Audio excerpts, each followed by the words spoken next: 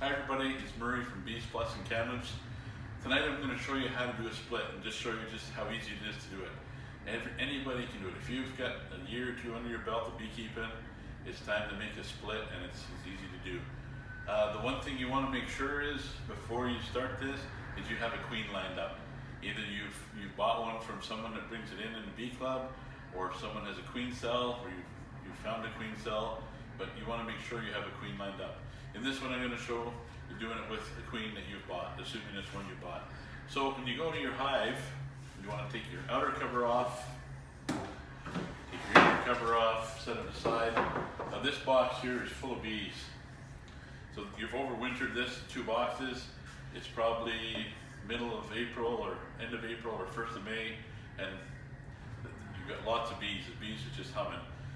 So what you have to do is you have to find the queen, because you don't want to put the queen in there with another queen in there, because the strong one will kill the weak one, and that's not a good thing to be into.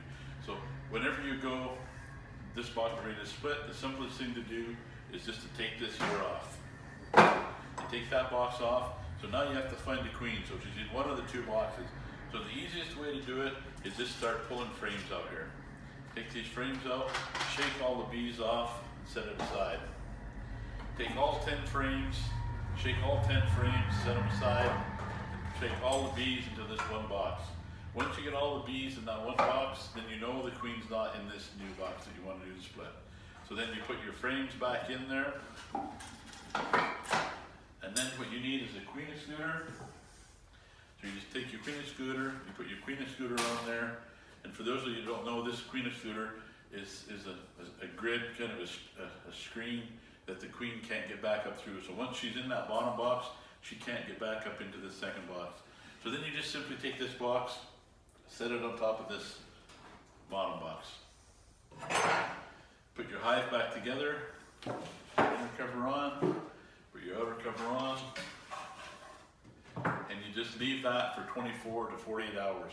Everybody kind of has a different opinion on it. Some say 1 to 3 days. I like about 24 hours usually is usually enough. So what happens in that 24 hours is all those bees, nurse bees, they go back up into that second box. And what they're doing is they're taking care of all that capped brood and those eggs. They're feeding the eggs, feeding the larvae, and they're tending to it. So whenever you go back in 24 hours, you just take your outer cover off, take your inner cover off. So now this is just covered with bees. You can see there's a whole bunch of bees here, and it's just humming. They're all working, doing what they're supposed to be doing. So now you know there's no queen in that box.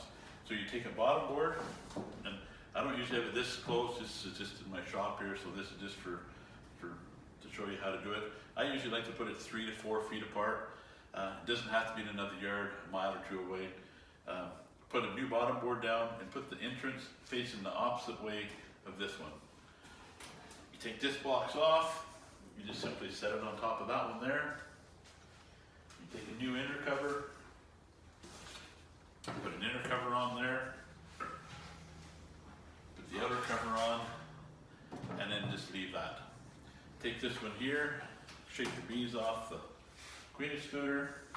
Now you've got lots of bees in there, and the whole idea is you want to expand your apiary, so this hive here is going to be stronger than this one, because this has a lot more bees in it. The bottom's right full of capped brood, and it's going to take off.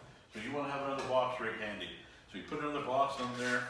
This is an empty one, but let's just assume there's 10 frames in there.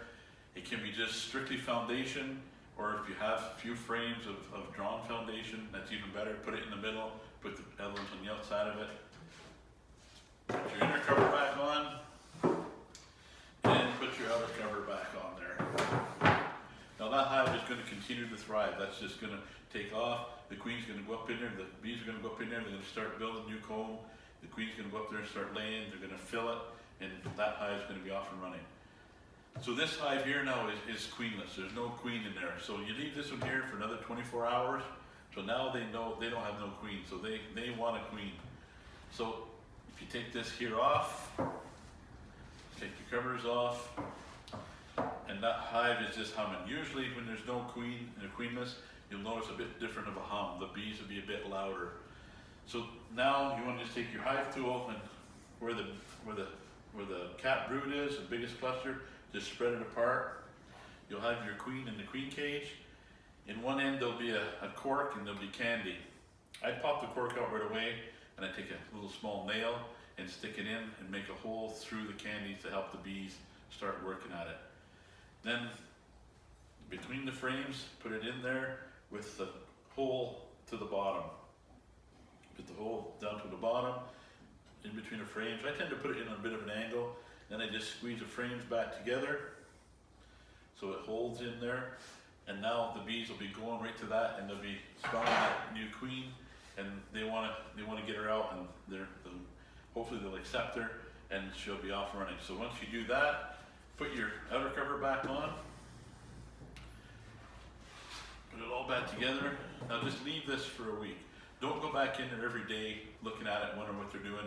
Your bees don't need to be disturbed. Every time you disturb them, you set them back. So leave it for a week. In a week, go back there, take the outer cover off, take your inner cover off, and you notice probably the bees will calm down and they're all just doing their thing, just working slower. There's less of a hum.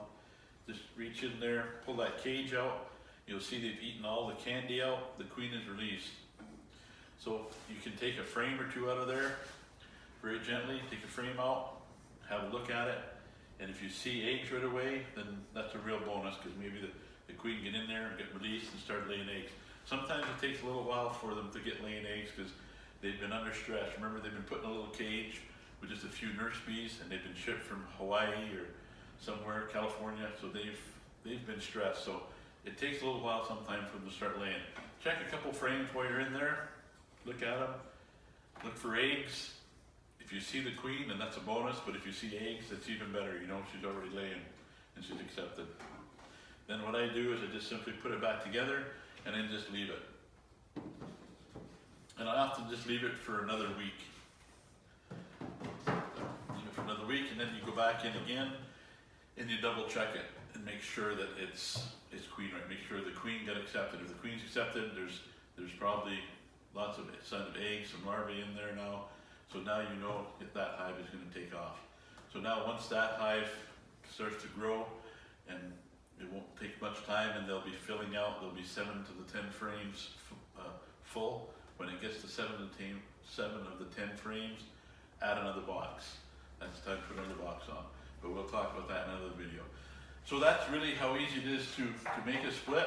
So now you've just doubled the size of your apiary. So I hope that makes it plain, clear, and easy on how to do it. If you have any questions, just feel free to send me a message.